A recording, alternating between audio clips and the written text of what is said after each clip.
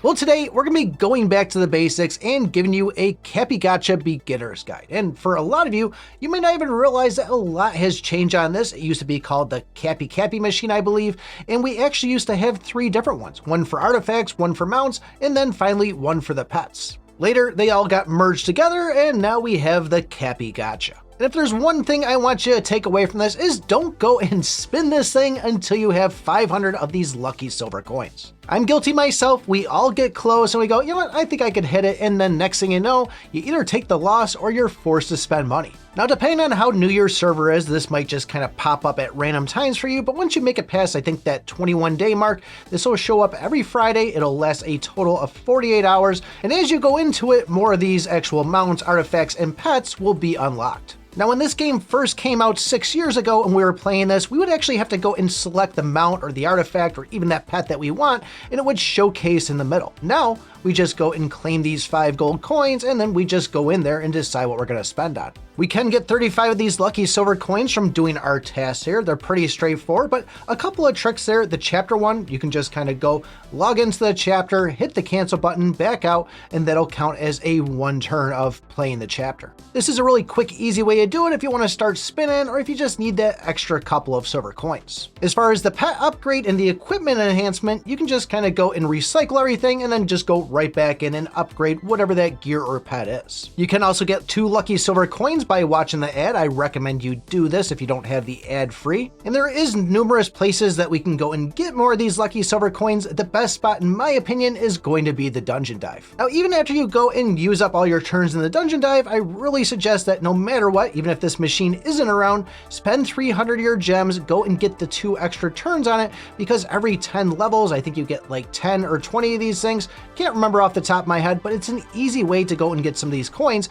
especially right when you start off. You'll find yourself banking a whole bunch of these. And as you get further in the game, the dungeon dive gets a lot harder. So where you might be getting used to getting a whole bunch of these lucky silver coins, it starts to whittle down after a while, and you really got to keep on pumping away at this, and you're going to miss out on a couple of rotations because you're trying to save that 500. As great as it is that these things are in the magic crystal shop, I'd say stay away from going and buying them inside here. There's so many other good things that you can get, and it's really not worth the value of just getting one of these for 60 of those crystals. There are other events where your draws will carry over to the next time. That is not the case on this. If you use 200 of your lucky silver coins and you don't hit anything, next time it's going to get reset back to the 500. There is also rewards down the bottom for how many of your coins that you use.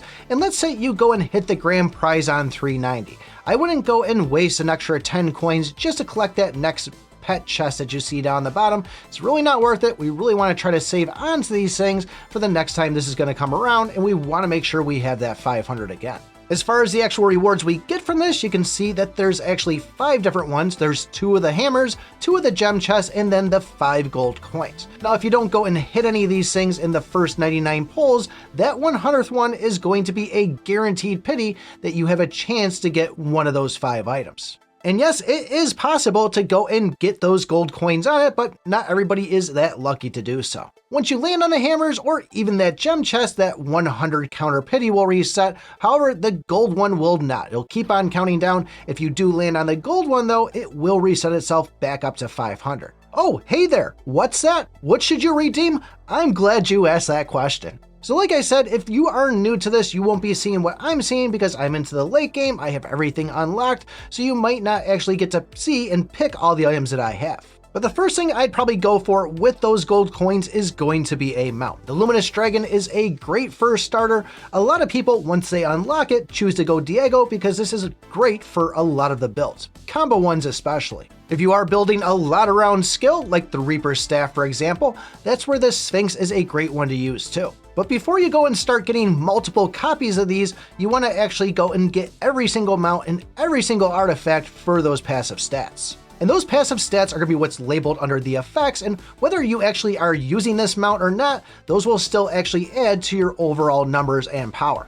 If you already have yourself a mount, this is where the next thing I would suggest getting is going to be an artifact.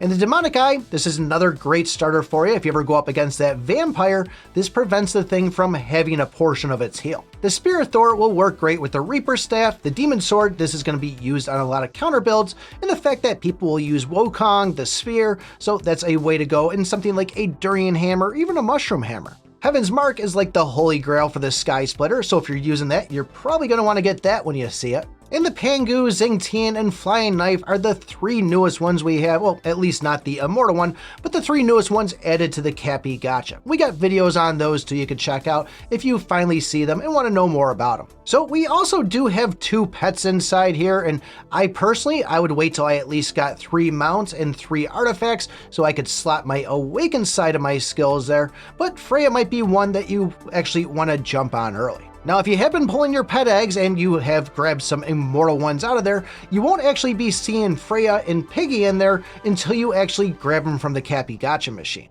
And in a situation like Freya, where you see the Arcana statue, getting that statue will not work either until you actually get Freya. Now, I know a lot of people aren't a fan of Piggy, but I still believe you should unlock both of these in order to get the passive stats out of those. When we go and put levels on these things, that's going to give us like a plus 5% to attack, HP, and even defense based by what their level is. Oh, and I almost forgot, if you have a rich grandma and are able to go and spend in this, there is a bunch of packs or deals you can go and get from there.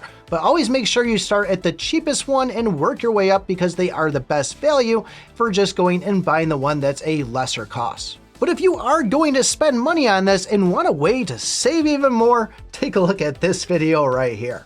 Thanks for watching, and remember, I pick my butt.